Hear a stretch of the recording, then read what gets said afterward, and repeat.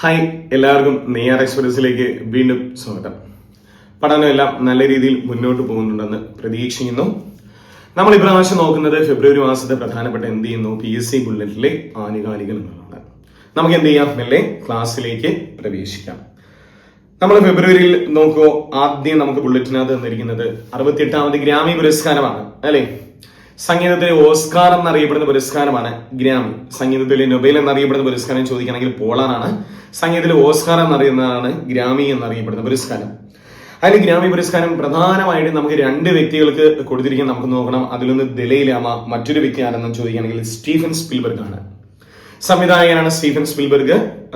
നമ്മളെയൊക്കെ സംബന്ധിച്ച് ജുറാസിക് പാർക്കൊക്കെ സംവിധാനം ചെയ്തിരിക്കുന്ന വ്യക്തി ആര് തന്നെയാണ്, സ്റ്റീഫൻ സ്പിൽബർഗ് ആണ്. അതിൽ മറ്റൊരു പ്രധാനപ്പെട്ട വ്യക്തി എന്ന് പറയുന്നത് ദലൈ ലാമയാണ് അല്ലെ. തിബറ്റിന്റെ ആത്മീയാചാര്യൻ ദലൈ ലാമയ്ക്കും വിഖ്യാത ഹോളിവുഡ് സംവിധായകൻ സ്റ്റീഫൻ സ്പിൽബർഗിനും 68ാമത് ഗ്രാമി പുരസ്കാരങ്ങളാണ് തന്നിരിക്കുന്നത്.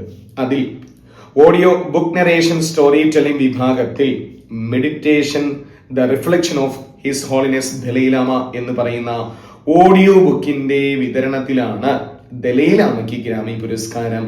അതിൽ ഗ്രാമി പുരസ്കാരം മ്യൂസിക് ഫോർ ജോൺ വില്യംസ് എന്ന ചിത്രത്തിലൂടെയാണ് സ്റ്റീവ് സ്പിൽബർഗിന് എന്ത് ചെയ്യുന്നത്, ഗ്രാമി പുരസ്കാരം. അവ രണ്ട് വ്യക്തികളാണ്. അതിലൊരു വ്യക്തി 14ാമത്തെ ദലൈ ലാമയ്ക്കാണ്. 14ാമത്തെ ദലൈ ലാമ ഏതാണ് കൃതി എന്ന് ചോദിക്കണമെങ്കിൽ meditations the reflection of his holiness Dalai Lama. Meditation the reflection of his holiness Dalai Lama ആരുടെ പുസ്തകമാണ്? ദലൈ ലാമയുടേതാണ്. എത്രാമത്തെ ദലൈ ലാമ എന്ന് ചോദിക്കുകയാണെങ്കിൽ 14ാമത്തെ ദലൈ ലാമയാണ് ഇദ്ദേഹം. ക്ലിയർ. ഇനി ഇതിനകത്ത് ഒന്ന് രണ്ട് കാര്യങ്ങൾ തന്നിരിക്കുന്നു. ഒത്തിരി വലിയൊരു ചാർട്ടാണ് നമുക്ക് തന്നിരിക്കുന്നത്. നമുക്ക് നോക്കാം. അതിൽ ആൽബം ഓഫ് ദി ഇയർ അല്ലെ, ജബി തിരാർ മാസ് ഫോട്ടോസ് ആര്, ബ്രാഡ് ബണ്ണിയുടെ ആൽബത്തിനാണ്. റെക്കോർഡ്സ് ഓഫ് ദി ഇയർ ചോദിക്കുകയാണെങ്കിൽ ലൂഥർ എന്ന് പറയുന്നതിനാണ് അല്ലെ. കെൻഡ്രിക് ലാമറും സിസയുടെയുമാണ് എന്ത് ചെയ്യുന്നത്, record of the year Luther album ചെയ്തിരിക്കുന്നത്. സോങ് ഓഫ് ദി ഇയർ ചോദിക്കുകയാണെങ്കിൽ വൈറ്റ് ഫ്ലവർ എന്ന് പറയുന്നതിനാണ്. സോങ് ഓഫ് ദി ഇയർ പുരസ്കാരം ആരുടെ എന്ന് ചോദിക്കുകയാണെങ്കിൽ ബില്ലി എലിഷനാണ്. കഴിഞ്ഞ പ്രാവശ്യം ബില്ലി എലിഷനൊക്കെ പുരസ്കാരം ലഭിച്ചതാണ് ബില്ലി എലിഷന്. മികച്ച സോളോ പെർഫോമൻസ് ചോദിക്കുകയാണെങ്കിൽ ലോല യങ്ങിനാണ് അല്ലെ, മെസ്സിയുടെ ലോല യങ്. മികച്ച വോക്കൽ ആൽബം ഏതെന്ന് ചോദിക്കുകയാണെങ്കിൽ മോഹമാണ്. മോഹം എന്നാണ് ഇതിനകത്ത് മേഘം എന്നുള്ളതാണ്, മോഹം എന്ന് തന്നിരിക്കുന്നു. ലേഡി ഗാഗയുടേതാണ് മേഘം എന്ന് പറയുന്നു. ഇനി മികച്ച ന്യൂ ആർട്ടിസ്റ്റ് ആരെന്ന് ചോദിക്കുകയാണെങ്കിൽ ഒലിവിയ ഡീനും. മികച്ച റാപ്പ് ആൽബം ഏതെന്ന് ചോദിക്കുകയാണെങ്കിൽ GNX അല്ലെ, കെൻഡ്രിക് ലാമറുടെ GNX ആണ് മികച്ച റാപ്പ് ആൽബം ആയിട്ട് വന്നിരിക്കുന്നു. പിന്നെ ഏതാ മികച്ച dance pop recording Lady Gaga അല്ലെ, അബ്ര കടാബ്ര എന്ന് പറയുന്നതാണ്. നമുക്ക് ഇത്ര വലിയൊരു ചാണ്ട് തന്നിരിക്കുന്നു. PSC അത്ര ഡെപ്തിലൊക്കെ ചോദിക്കുമെന്ന് ചോദിച്ചാൽ ഇല്ല, ഇന്നവരെ ചോദിക്കുന്ന കണ്ടിട്ടില്ല. അതിനകത്ത് ഒരു 4 പ്രധാനപ്പെട്ട കാര്യങ്ങൾ നമ്മൾ നോക്കിയിരിക്കണം എന്നുള്ളതാണ്. എന്നിരുന്നാലും നമുക്ക് ഇന്ന് വായിച്ചിട്ട് പോകാം. മികച്ച കൺട്രി സോളോ പെർഫോമൻസ് ചോദിക്കുകയാണെങ്കിൽ ക്രിസ് ടാപ്പിൾട്ടന്റെ അല്ലെ, bad as I used to be എന്ന് പറയുന്ന ആൽബത്തിനും. മറ്റൊന്ന് മികച്ച റാപ്പ് ഗാനം ആരുടെയെന്ന് ചോദിക്കുകയാണെങ്കിൽ കെൻഡ്രിക് ലാമറുടെ ലെഫ്റ്റി ഗൺപ്ലേ എന്ന് പറയുന്നതാണ്. കെൻഡ്രിക് ലാമറിന് ഇപ്രാവശ്യം ഒത്തിരി പുരസ്കാരങ്ങൾ ലഭിച്ചു എന്നുള്ളതാണ്. ഇനി മികച്ച പോപ്പ് ഡ്യുവോ ഗ്രൂപ്പ് പെർഫോമൻസ് ഏതെന്ന് ചോദിക്കുകയാണെങ്കിൽ Scindia എറിയോ and Ariana ഗ്രാൻഡയുടെ define gravity എന്ന് പറയുന്നതിനും മികച്ച R&B ആൽബത്തിന് ലിയോൺ തോമസിന്റെ മറ്റ് എന്ന് പറയുന്നതിനും മികച്ച റോക്ക് ആൽബമായി അല്ലെ ടെങ്സ്റ്റൈന്റെ നെവർ ഇനഫ് എന്ന് പറയുന്നതിനാണ്. ഇത്ര ഡെപ്തി വേണമെന്ന് വെച്ചാൽ ഇല്ലെന്ന് പറയും. നമുക്ക് തന്നെ PSC നമ്മളോട് കൂടുതൽ ചോദിക്കുക ഒന്ന് album of the year, record of the year, song of the year. Maximum ഇതിനകത്ത് നിന്നാണ് ചോദ്യങ്ങൾ വന്നിട്ടുണ്ടായിരിക്കുന്നത്. നമുക്ക് ഈ പ്രധാനപ്പെട്ട 4 കാര്യങ്ങളിലും 5 കാര്യങ്ങൾ നമ്മൾ എന്ത് ചെയ്യുമെന്ന് നോക്കി വെച്ചോളുക എന്നുള്ളതാണ്. ആൽബം ഓഫ് ദി ഇയർ ചോദിക്കുകയാണെങ്കിൽ ഡെബി തിരാർ മാസിൻ ഫോട്ടോസിന്റെ ബാഡ് ബ്രണ്ണി എന്ന് പറയുന്നതാണ്. അതൊരു സ്പാനിഷ് ആണെന്നാണ്, സ്പാനിഷ് ആണ്. അതൊന്ന് നോക്കി വെച്ചോളുക. റെക്കോർഡ് ഓഫ് ദി ഇയർ ചോദിക്കുകയാണെങ്കിൽ ലൂഥർ ആണ് അല്ലെ, കെൻഡ്രിക് ലാമറും സിസയുടേതുമാണ്. സോങ് ഓഫ് ദി ഇയർ ചോദിക്കുകയാണെങ്കിൽ വൈറ്റ് ഫ്ലവർ എന്ന് പറയുന്നതാണ്. Song of the year Billie എലിഷന്റേതാണ്. മികച്ച സോളോ പെർഫോമൻസ് ലോല യങ് ആണ് അല്ലെ. മികച്ച വോക്കൽ ആൽബം എന്ന് ചോദിക്കുകയാണെങ്കിൽ മേഘം എന്ന് പറയുന്നതാണ് മികച്ച വോക്കൽ ആൽബം. അതെന്ത് ചെയ്യും, 5 കാര്യങ്ങൾ നമ്മൾ എന്ത് ചെയ്യുമെന്ന് നോക്കി വെച്ചു കൊടുക്കാം. അടുത്ത ചോദ്യത്തിലൂടെ നമുക്ക് പ്രവേശിക്കാം. അടുത്ത ചോദ്യം ഇടുക്കിയിൽ നിന്നും കണ്ടെത്തിയിരിക്കുന്ന പ്രസിദ്ധമായിരിക്കുന്ന ഒരു സസ്യത്തെ കുറിച്ചാണ്. ഇടുക്കിയിലെ മീശപ്പുലിമലയിൽ നിന്ന് അല്ലെ ലെറ്റ്സിയ മീശപ്പുലിമലയാന എന്നും ലെറ്റ്സിയ ഇടുക്കിയാന എന്നീ 2 പുതിയ സ്പീഷീസ് സസ്യങ്ങൾ എന്ത് ചെയ്തിട്ടുണ്ട്, കണ്ടെത്തിയിട്ടുണ്ട് എന്നുള്ളതാണ്. അല്ലെ, ഇത് ജീൻബെറി സസ്യങ്ങൾക്ക് ഉദാഹരണമാണ് എന്നാണ് പറഞ്ഞിരിക്കുന്നത്. സോ 2 പ്രധാനപ്പെട്ട സസ്യങ്ങൾ നമ്മൾ ഇവിടെ കണ്ടെത്തിയിരിക്കുന്ന ഇടുക്കിയിലെ മീശപ്പുലിയിൽ നിന്നും. അതിലൊന്ന് ലിറ്റ്സിയ മീശപ്പുലിമലയാന എന്നും ലിറ്റ്സിയ ഇടുക്കിയാന എന്നും എന്നാണ് എന്ത് ചെയ്യുന്നത്, പേര് നൽകിയിരിക്കുന്നു എന്നുള്ളതും ഒന്ന് നോട്ട് ചെയ്ത് വെച്ചു കൊടുക്കാം. ഇനി ഫ്രഞ്ച് ശാസ്ത്രജ്ഞർ കണ്ടെത്തിയ ഒരു പുതിയ വാൽ നക്ഷത്രമാണ് C2026 അല്ലെ A1 മാപ്സ് എന്ന് പറയുന്ന പുതിയൊരു വാൽ നക്ഷത്രത്തെ ആര് കണ്ടെത്തി, ഫ്രഞ്ച് ശാസ്ത്രജ്ഞർ കണ്ടെത്തി എന്ന് നൽകിയിരിക്കുന്നു. ഇതിന്റെ ഈ ഒരു കാര്യം നമ്മൾ മുന്നേ ചർച്ച ചെയ്ത ഒരു കാര്യമാണ് അല്ലെ. 2026 ജാനുവരിയിൽ ഇന്ത്യയിൽ നിന്ന് റാംസർ സൈറ്റിൽ ഉൾപ്പെട്ട പ്രദേശങ്ങളാണ് പട്ന പക്ഷി സങ്കേതവും മറ്റൊന്ന് ഗുജറാത്തിലെ ഷരീദണ്ഡാണ്. ഇതിനകത്ത് ഹരിധണ്ട് തന്നിരിക്കുന്നു, ഹരിധണ്ട് ഗുജറാത്ത് അല്ലെ. നിലവിൽ നമുക്കറിയാം 98 റാംസർ സൈറ്റുകളായി. ഇത് രണ്ടും നമ്മൾ നേരത്തെ നോക്കിയതാണ്. അപ്പൊ നേരത്തെ ഉള്ളത് കുറെ കാര്യങ്ങൾ ഇതിനകത്ത് ഇൻക്ലൂഡ് ആയിട്ടുണ്ട്. അപ്പൊ നമുക്കൊന്ന് റിവൈസ് ചെയ്യുന്ന പോലെ ആവും അല്ലെ. ഇതിനകത്ത് മറ്റൊരു പ്രധാനപ്പെട്ട ഒരു കാര്യം തന്നിരിക്കുന്നത്, ഇതും നോട്ട് ചെയ്ത് കൊടുക്കാം. സംസ്ഥാനത്തെ പക്ഷികളുടെ സമ്പൂർണ്ണ വിവരങ്ങൾ അടങ്ങുന്ന ബേഡ്സ് അറ്റ്ലസ് തയ്യാറാക്കിയ 2ാമത്തെ സംസ്ഥാനമാണ് ഗോവ എന്ന് തന്നിരിക്കുന്നു. ബേഡ് അറ്റ്ലസ് തയ്യാറാക്കിയിരുന്ന 2ാമത്തെ സംസ്ഥാനം. ആദ്യ സംസ്ഥാനം ഏതെന്ന് PS ചോദിച്ചായിരുന്നു. ആദ്യ സംസ്ഥാനം ഏതാണ്? അത് കേരളമാണ് ആദ്യ സംസ്ഥാനം. 2ാമത്തെ സംസ്ഥാനം എന്ന് ചോദിച്ചാൽ ഏതാണ്? അത് ഗോവയാണ്. പഠിച്ചു വെച്ചോ. ഇതേ ഒരു 3 കാര്യങ്ങൾ. AI ഏജന്റുമാരുടെ സാമൂഹിക മാധ്യമമാണ് മോൾട്ട് ബുക്ക് എന്ന് തന്നിരിക്കുന്നു. ഇപ്പം A to Z നമ്മൾ പരിപാടികളാണ്. അപ്പൊ AI ഏജന്റുമാരുടെ സാമൂഹിക മാധ്യമമാണ് ഏതാണ്? മോൾട്ട് ബുക്ക് എന്ന് തന്നിരിക്കുന്നു. ഇനി അർബുദ ചികിത്സയ്ക്ക് പ്രതിരോധ കോശങ്ങൾ വികസിപ്പിച്ച് IIT ബോംബെ എന്ത് ചെയ്തിരിക്കുന്നു? അർബുദ കോശങ്ങൾക്ക് പ്രതിരോധ കോശങ്ങൾ വികസിപ്പിച്ചിരിക്കുന്നു എന്നുള്ളതാണ്. നമ്മൾ ഓസ്ട്രേലിയയിലെ മൊണാഷ് സർവകലാശാലയുമായി ചേർന്നാണ് എന്ത് ചെയ്യുന്നത്, ഈ കോശങ്ങൾ വികസിപ്പിച്ചു എന്നാണ് തന്നിരിക്കുന്നത്. ഇനി മണ്ണിലെ പോഷക ഗുണങ്ങൾ കണ്ടെത്താൻ ന്യൂട്രി എന്ന ഉപകരണം കണ്ടെത്തി ഗവേഷകർ. പോഷകഗുണങ്ങൾ ന്യൂട്രി എന്ന് പറയുന്ന ഉപകരണം. ഇനി നമുക്കൊരു പ്രധാനപ്പെട്ട ഒരു കാര്യം, DRDO വികസിപ്പിച്ച ആണവായുധ വാഹക ശേഷിയുള്ള മധ്യദൂര ഭൂഖണ്ഡാന്തര മിസൈൽ അഗ്നി 3യുടെ പരിഷ്കരിച്ച പതിപ്പ് വിജയകരമായി പരീക്ഷിച്ചു എന്നുള്ളതാണ്. നമുക്കറിയാം, നമുക്ക് അഗ്നി 1 ഉണ്ട്, അഗ്നി 2 ഉണ്ട്, ഇതാ വന്നിരിക്കുന്നു അഗ്നി 3 അല്ലെ.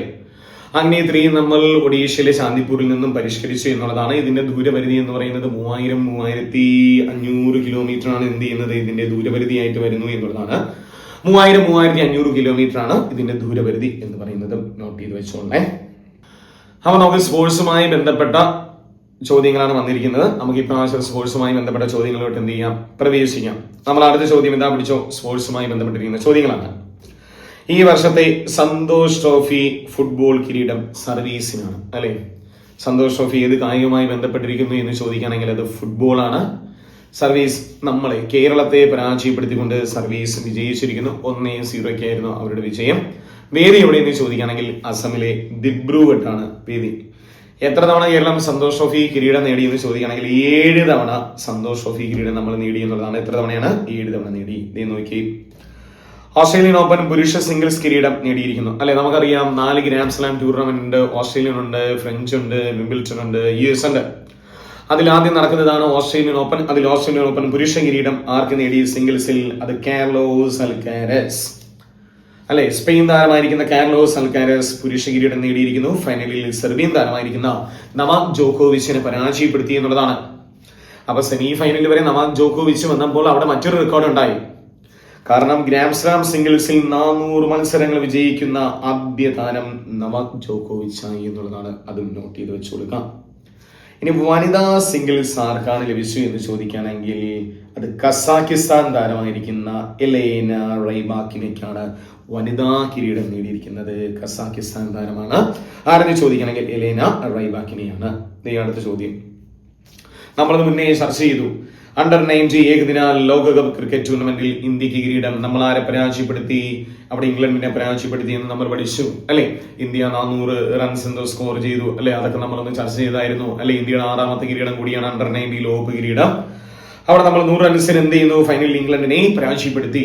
അതും നോട്ട് ചെയ്ത് വെച്ചു. വനിതാ പ്രീമിയർ ലീഗ് T20 ക്രിക്കറ്റിൽ ബാംഗ്ലൂർ റോയൽ ചലഞ്ചേഴ്സ് ചാമ്പ്യന്മാർ. 2026 നടന്ന വനിതാ ലീഗാണ്. വനിതാ ലീഗിൽ ആര് വിജയിച്ചിരിക്കുന്നു? ബാംഗ്ലൂർ വിജയിച്ചു എന്നതായിരുന്നു അല്ലെ. ഫൈനലിൽ ഡൽഹിയെ പരാജയപ്പെടുത്തി ബാംഗ്ലൂർ. 2023 ആദ്യ വനിതാ IPL വരുന്നത്. വിജയി ആരെന്ന് ചോദിക്കുകയാണെങ്കിൽ മുംബൈ ആണ്. അന്നും ഡൽഹിയെ പരാജയപ്പെടുത്തി. 24 വിജയി ആരെന്ന് ചോദിച്ചു കഴിഞ്ഞാൽ അത് ബാംഗ്ലൂരാണ്. ഫൈനലിൽ ഡൽഹിയെ പരാജയപ്പെടുത്തി. 25 വിജയി അത് മുംബൈ ആണ്. ഫൈനലിൽ ഡൽഹിയെ പരാജയപ്പെടുത്തി. 26 വിജയി ബാംഗ്ലൂരാണ്. ഫൈനലിൽ ഡൽഹിയെ പരാജയപ്പെടുത്തി. എല്ലാ ഫൈനലിലും പാവൻ ഡൽഹി പരാജയപ്പെടുത്തു. പരാജയം വിജയത്തിന്റെ മുന്നോടിയാണെന്ന് ഡൽഹിയെ ഞാനിവിടെ ഓർമ്മപ്പെടുത്തുന്നു. 2026 കോമൺവെൽത്ത് ഗെയിംസ് അല്ലെ. കോമൺവെൽത്ത് ഗെയിംസും 2026 തന്നെയാണ് ഏഷ്യൻ ഗെയിംസ് നടക്കുന്നു എന്നുള്ളത് അല്ലെ. 2026 കോമൺവെൽത്ത് ഗെയിംസ് എവിടെ നടക്കുമെന്ന് ചോദിക്കുകയാണെങ്കിൽ അത് സ്കോട്ട്ലാൻഡിലെ ഗ്ലാസ്ഗോയിൽ നടക്കുമെന്നാണ് തന്നിരിക്കുന്നത്. സ്കോട്ട്ലാൻഡിലെ ഗ്ലാസ്ഗോ. സ്കോട്ട്ലാൻഡിലെ ഗ്ലാസ്ഗോയിൽ എന്ത് നടക്കും? ഇപ്രാവശ്യത്തെ കോമൺവെൽത്ത് ഗെയിംസ് നടക്കും എന്നതാണ്. തായ്ലാന്റ് മാസ്റ്റേഴ്സ് ബാഡ്മിന്റണിൽ ഇന്ത്യയുടെ ദേവിക സിഗാഗിന് കിരീടം അല്ലെ. തായ്ലാന്റ് മാസ്റ്റേഴ്സില് മലേഷ്യൻ താരത്തെ പരാജയപ്പെടുത്തിക്കൊണ്ട്, ജോഗിൻ വെയെ പരാജയപ്പെടുത്തിക്കൊണ്ട് ഇന്ത്യൻ താരമായിരിക്കുന്ന ദേവിക സിഗാഗ് വിജയിച്ചു എന്നുള്ളതാണ്. അടുത്ത ചോദ്യത്തിലോട്ട് പ്രവേശിക്കുന്നു. 2024 കേരള ശാസ്ത്ര പുരസ്കാരം അല്ലെ. കേരള ശാസ്ത്ര പുരസ്കാരം നമ്മൾ ചർച്ച ചെയ്തു. പുരസ്കാരം ആർക്ക് ലഭിച്ചിരിക്കുന്നു? ഈ ഇന്ത്യയുടെ മിസൈൽ വനിത എന്നറിയപ്പെടുന്ന DRDO ശാസ്ത്രജ്ഞയായിരിക്കുന്ന ടെസ്സി തോമസിനാണ് നേടിയത്. ടെസ്സി തോമസിന് 2024 കേരള ശാസ്ത്ര പുരസ്കാരം ലഭിച്ചിരിക്കുന്നു. ഒരു നല്ലൊരു ചോദ്യം. ഭൗമശാസ്ത്ര നൊബേൽ എന്നറിയപ്പെടുന്ന ക്രാഫോർഡ് പ്രൈസിന് 2026 ഒരു ഇന്ത്യൻ വംശജൻ അർഹനായി. വീരഭദ്രൻ രാമനാഥൻ എന്ന് പറയുന്ന ഒരു വ്യക്തിയാണ് പുരസ്കാരത്തിന് അർഹമായി. അവയുമായി ബന്ധപ്പെട്ട ഒരു 1-2 കാര്യങ്ങൾ ഞാൻ ഇവിടെ കൊടുത്തിരിക്കുന്നു. അത് ചോദിച്ചോ. ഹ്രസ്വകാല കാലാവസ്ഥ മലിനീകരണ വസ്തുക്കളുടെയും ഹരിതഗൃഹം പ്രഭാവത്തിന്റെയും പങ്കിനെ കുറിച്ചുള്ള നമ്മുടെ ഗ്രാഹ്യത്തിനാണ് അദ്ദേഹം നൽകിയ സംഭാവനകൾക്കാണ് Royal Swedish Academy of Science രാമനാഥനെ എന്ത് ചെയ്തു? തിരഞ്ഞെടുത്തു എന്നുള്ളതാണ്. നോട്ട് ചെയ്ത് വെച്ചോളാം. ഒരു ഇന്ത്യൻ വംശജന് ആ പുരസ്കാരം ലഭിച്ചു എന്നുള്ളതാണ് നമ്മുടെ പ്രധാനം. അടുത്ത ചോദ്യം നോക്കിയേ. കലാശ്രേഷ്ഠ പുരസ്കാരം പ്രൊഫസർ വി മധുസൂദനൻ നായർക്കാണ്. ഇപ്രാവശ്യത്തെ കലാശ്രേഷ്ഠ പുരസ്കാരം ലഭിച്ച വ്യക്തി പ്രൊഫസർ വി മധുസൂദനൻ നായർക്കാണ്. വെഞ്ഞാറമൂടിലെ ഒരു ക്ഷേത്രമാണ് ഈ പുരസ്കാരം എന്ത് ചെയ്യുന്നത്? നൽകുന്നു എന്നുള്ളതാണ്. ഇനി അടുത്ത ചോദ്യം. സംസ്ഥാന സർക്കാരിന്റെ സ്വദേശാഭിമാനി കേസരി പുരസ്കാരം അല്ലെ. മാധ്യമ പ്രവർത്തന രംഗത്ത് സംസ്ഥാന സർക്കാർ നൽകുന്ന ഒരു പുരസ്കാരമാണ് സ്വദേശാഭിമാനി കേസരി പുരസ്കാരം. ആർക്ക് ലഭിച്ചു? മലയിൻ കീഴ് ഗോപാലകൃഷ്ണന് ലഭിച്ചിരിക്കുന്നു. 1 ലക്ഷമാണ് സമ്മാനത്തുക. നോട്ട് ചെയ്ത് വെച്ചു കൊടുക്കാം. ഇനി സാഹിത്യ രംഗത്തെ സമഗ്ര സംഭാവന പുരസ്കാരം അത് വയലാർ രാമവർമ്മ സാംസ്കാരിക വേദി നൽകുന്ന വയലാർ പുരസ്കാരം ആർക്ക് ലഭിച്ചു എന്ന് ചോദിക്കുകയാണെങ്കിൽ കവി ഏഴാശ്ശേരി രാമചന്ദ്രന്. ഇത് സമഗ്ര സംഭാവന പുരസ്കാരമാണ്. വേറൊരു വയലാർ പുരസ്കാരമാണ്, അത് കൃതികൾക്കാണ്. ഇത് സമഗ്ര സംഭാവന പുരസ്കാരമാണ്. ആർക്ക് ലഭിച്ചു എന്ന് ചോദിക്കുകയാണെങ്കിൽ കവി ഏഴാശ്ശേരി രാമചന്ദ്രനാണ് ഈ സമഗ്ര സംഭാവന പുരസ്കാരം ലഭിച്ചത്. കവി ഏഴാശ്ശേരി രാമചന്ദ്രൻ. നമ്മളിത് ചർച്ച ചെയ്തതാണ്. Mathrubhumi book of the year പുരസ്കാരം അല്ലെ. സമ്മാനത്തുക ചോദിക്കുകയാണെങ്കിൽ 2 ലക്ഷം രൂപയാണ്. ആർക്ക് ലഭിച്ചു എന്ന് ചോദിക്കുകയാണെങ്കിൽ അരുന്ധതി റോയ് അല്ലെ. Mother Mary comes to me എന്ന് പറയുന്ന പുസ്തകത്തിനാണ് ആർക്ക് ലഭിച്ചു? അരുന്ധതി റോയ്ക്ക് Mathrubhumi book of the year പുരസ്കാരം അല്ലെ. ബുക്കർ പുരസ്കാരം ചെയ്തതും കൂടിയാണ് അരുന്ധതി റോയ്. അടുത്ത ചോദ്യം നോക്കിയോ. ഹൈഡ്രജൻ ഉപയോഗിച്ച് പ്രവർത്തിക്കുന്ന ബസ്സുകൾ സർവീസ് നടത്തുന്ന ഇന്ത്യയിലെ ആദ്യത്തെ വിമാനത്താവളമായിട്ട് നമ്മുടെ കൊച്ചിയിലെ സിയാൽ വന്നിരിക്കുന്നു എന്നതാണ്. 2026 ഫെബ്രുവരി മാസം 1-ാം തീയതി മുതൽ നമുക്കിനി കൊച്ചിയിലെ സിയാൽ പോവുകയാണെങ്കിൽ ഹൈഡ്രജൻ ഉപയോഗിച്ച് പ്രവർത്തിക്കുന്ന ബസ്സുകൾ സർവീസ് നടത്തുന്ന ഇന്ത്യയിലെ ആദ്യ വിമാനത്താവളത്തിൽ നമുക്ക് എത്താവുന്നതാണ്. ഇത് ഫെബ്രുവരി മാസം 1-ാം തീയതിയാണ് ആരംഭിച്ചത്. അടുത്തൊരു ചോദ്യം നോക്കിയോ. കേരള സാമൂഹ്യനീതി വകുപ്പിന്റെ ആഭിമുഖ്യത്തിൽ നടന്ന ഭിന്നശേഷി പ്രതിഭകളുടെ സർഗോത്സവം തിരുവനന്തപുരത്താണ് നടന്നത്. ജനുവരി മാസം 19-ാം തീയതിയാണ് ഈ സർഗോത്സവം നടന്നു എന്നുള്ളതായിരുന്നു. ആ സർഗോത്സവത്തിന് നൽകിയിരിക്കുന്ന പേര് എന്തെന്ന് ചോദിക്കുകയാണെങ്കിൽ സവിശേഷ എന്നുള്ളതാണ്. പേരെന്താണ്? സവിശേഷ. ജനുവരി മാസം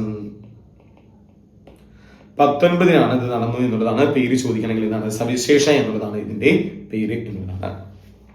ഒരു പ്രധാനപ്പെട്ട ഒരു ചോദ്യമാണ്.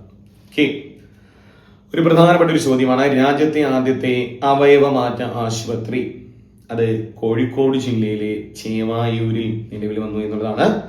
Kerala institute of organs transplantation ആണ് കോഴിക്കോട് ജില്ലയിലെ ചേവായൂരിൽ വന്നു. രാജ്യത്തെ തന്നെ ആദ്യത്തെ അവയവമാറ്റ ആശുപത്രി ഇന്ത്യയിലെ ഏത് സംസ്ഥാനത്ത് വന്നു? അത് കേരളത്തിൽ എവിടെയെന്ന് ചോദിച്ചാൽ അത് കോഴിക്കോടിൽ എവിടെയാണ്?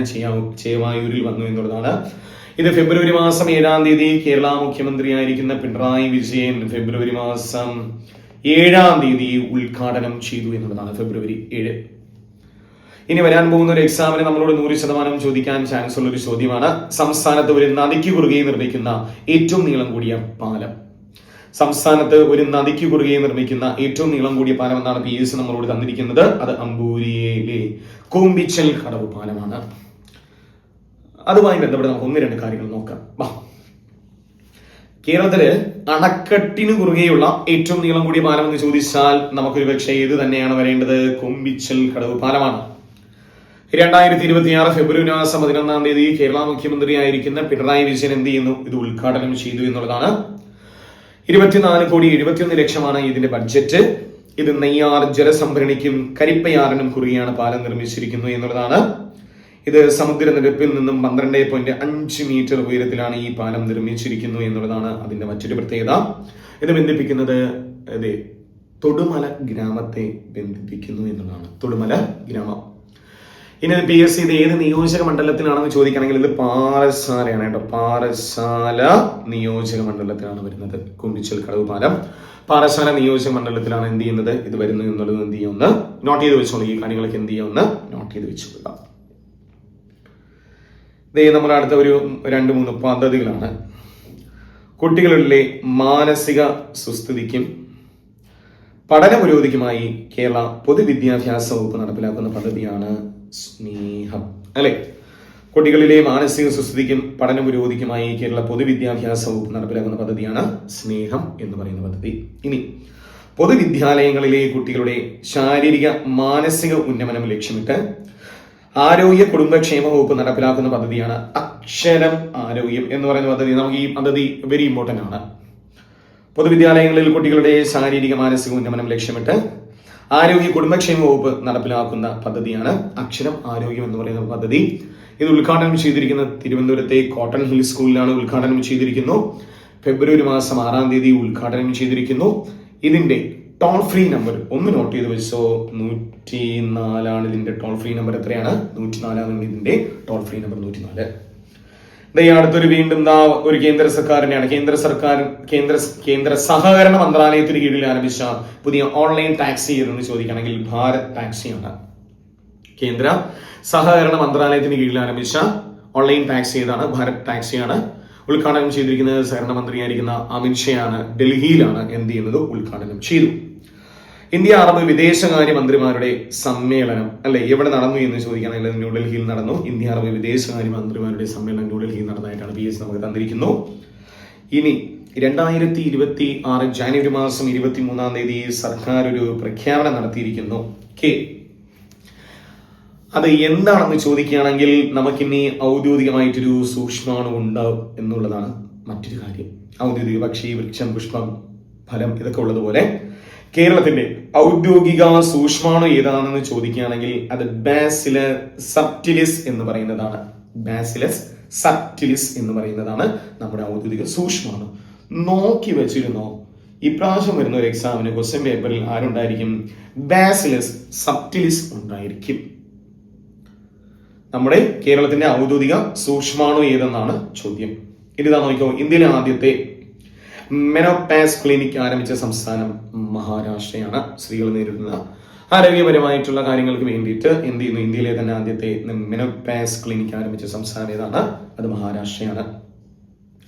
അടുത്ത ചോദ്യത്തിലൂടെ നമ്മൾ പ്രവേശിക്കുന്നു. മണിപ്പൂരിന്റെ പുതിയ മുഖ്യമന്ത്രിയായി ചുമതലയേറ്റ വ്യക്തി ആര് എന്നുള്ളതാണ്. അല്ലെ, മണിപ്പൂരിന്റെ പുതിയ മുഖ്യമന്ത്രിയായി ചുമതലയേറ്റ വ്യക്തി വൈ ഖേംചന്ദ് സിംഗ് ആണ് മണിപ്പൂരിന്റെ പുതിയ മുഖ്യമന്ത്രിയായി ചുമതലയേറ്റ വ്യക്തി. അതോടൊപ്പം ഉപമുഖ്യമന്ത്രിയായി 2 പേർ നെംചാക്കിപ്ജനും ഒപ്പം എൽധികയും എന്ത് ചെയ്യുന്നു? മണിപ്പൂരിന്റെ ഉപമുഖ്യമന്ത്രിയായി ചുമതലയേറ്റു. ഉപമുഖ്യമന്ത്രിമാരാണ്. അതൊന്ന് നോട്ട് ചെയ്ത് വെച്ചോളുക. ഇനി ഒരു പുസ്തകമാണ്. കരസേന മുൻ മേധാവി ജനറൽ മനോജ് മുകുന്ദ് നരവേന അദ്ദേഹത്തിന്റെ പുതിയ പുസ്തകമാണ് 4 Stars of Destiny എന്ന് പറയുന്നത് 4 Stars of Destiny എന്ന് പറയുന്ന പുസ്തകം ആരെഴുതിയെന്ന് ചോദിക്കുകയാണെങ്കിൽ അത് മുൻ കരസേന മേധാവിയായിരിക്കുന്ന മനോജ് മുകുന്ദ് നരവേന എന്ന് പറയുന്ന ഒരു വ്യക്തിയാണ്. ഇനി ഒരു പോർട്ടാണ് സമർത്ഥ്, അല്ലെ? പഞ്ചായത്ത് പോർട്ടൽ വഴി കെട്ടിട നികുതി ശേഖരിച്ച രാജ്യത്തെ ആദ്യ ജില്ലയെന്നാണ്. സമർത്ഥ് പോർട്ടൽ വഴി കെട്ടിട നികുതി ശേഖരിച്ച രാജ്യത്തെ ആദ്യ ജില്ല ഏതെന്ന് ചോദിക്കുകയാണെങ്കിൽ ദംതാരി എന്ന് പറയുന്ന ജില്ലയാണ്. അതേത് സംസ്ഥാനം എന്ന് ചോദിക്കുകയാണെങ്കിൽ ഛത്തീസ്ഗഡിലാണ്. ദംതാരി എന്ന് പറയുന്നത് ഏത് സംസ്ഥാനം എന്ന് ചോദിക്കുകയാണെങ്കിൽ ഏത് സംസ്ഥാനത്താണ്? അത് ഛത്തീസ്ഗഡിലാണ്. ഇനിതാ ഒരു സംസ്ഥാനം മധ്യപ്രദേശ് 2026 എന്ന് പറയുന്ന വർഷം എന്ത് വർഷമായി? കാർഷിക വർഷമായി ആചരിക്കാൻ തീരുമാനിച്ച സംസ്ഥാനം എന്ന് ചോദിച്ചാൽ ഏതാണ്? അത് മധ്യപ്രദേശ്. ഇനി നോക്കിയോ, ഒരു നിയമനമാണ്. പോർച്ചുഗലിന്റെ പുതിയ പ്രസിഡന്റായിട്ട് നിയമിതനായ വ്യക്തി അന്റോണിയ ഹൊസെ സെഗൂറോ എന്ന് പറയുന്ന വ്യക്തിയാണ് പോർച്ചുഗലിന്റെ പുതിയ പ്രസിഡന്റ്. കേരളവുമായി ബന്ധപ്പെട്ട ഒരു 3 കാര്യങ്ങളാണ്. രാജ്യത്ത് ആദ്യമായി പൊതു ബഡ്ജറ്റിന്റെ കൂടെ ഒരു വയോജന ബഡ്ജറ്റ് കൂടി അവതരിപ്പിച്ച ഇന്ത്യയിലെ ആദ്യ സംസ്ഥാനമാണ് കേരളം. നമുക്കറിയാം, ഇന്ത്യയിൽ ആദ്യമായിട്ട് വയോജന കമ്മീഷൻ നിലനിന്ന സംസ്ഥാനം ഏത് തന്നെയാണ്? അതും കേരളമാണ്. സമഗ്ര നഗര നയം രൂപീകരിക്കുന്ന ഇന്ത്യയിലെ ആദ്യ സംസ്ഥാനം എന്ന് ചോദിച്ചാൽ ഏത് തന്നെയാണ്? അതും കേരളമാണ്. ഇത് 2 കാര്യങ്ങളിൽ നിന്ന് നോക്കി വെച്ചോളുക. ഇനി കേരളത്തിലെ ഒരു സ്റ്റേഷനുമായി ബന്ധപ്പെട്ട ഒരു പുരസ്കാരമാണ്. കഴിഞ്ഞ വർഷത്തെ സംസ്ഥാനത്തെ മികച്ച പോലീസ് സ്റ്റേഷനുമായി കണ്ണൂർ റൂറലിലെ ഇരിട്ടി പോലീസ് സ്റ്റേഷൻ എന്ത് ചെയ്തു? തിരഞ്ഞെടുത്തു എന്നുള്ളതാണ്. കണ്ണൂരിലെ ഇരിട്ടി പോലീസ് സ്റ്റേഷൻ തിരഞ്ഞെടുത്തിരിക്കുന്നു എന്നുള്ളതാണ്. അടുത്ത ചോദ്യം പ്രധാനപ്പെട്ട വിയോഗങ്ങളാണ്. നമുക്കൊന്ന് നോക്കാം. അതിലൊന്ന് പ്രശസ്ത സംഗീത സംവിധായകൻ SP വെങ്കടേഷ് എന്ത് ചെയ്യുന്നു? ഫെബ്രുവരി മാസം 3-ാം തീയതി അദ്ദേഹം അന്തരിച്ചു, അല്ലെ? മലയാളത്തിൽ ഒട്ടനവധി സംഗീതങ്ങൾ നമുക്ക് നൽകിയൊരു വ്യക്തിയും കൂടിയായിരുന്നു SP വെങ്കടേഷ്. അദ്ദേഹം എന്ത് ചെയ്യുന്നു? 2026 ഫെബ്രുവരി മാസം 3-ാം തീയതി അദ്ദേഹം അന്തരിച്ചു. സഞ്ചാര സാഹിത്യകാരനായിരിക്കുന്ന ഹ്യൂ ഗാൻസർ അന്തരിച്ചു എന്നതാണ്. ഹ്യൂ ഗാൻസർ എന്ത് ചെയ്യുന്നു? അന്തരിച്ചിരിക്കുന്നു.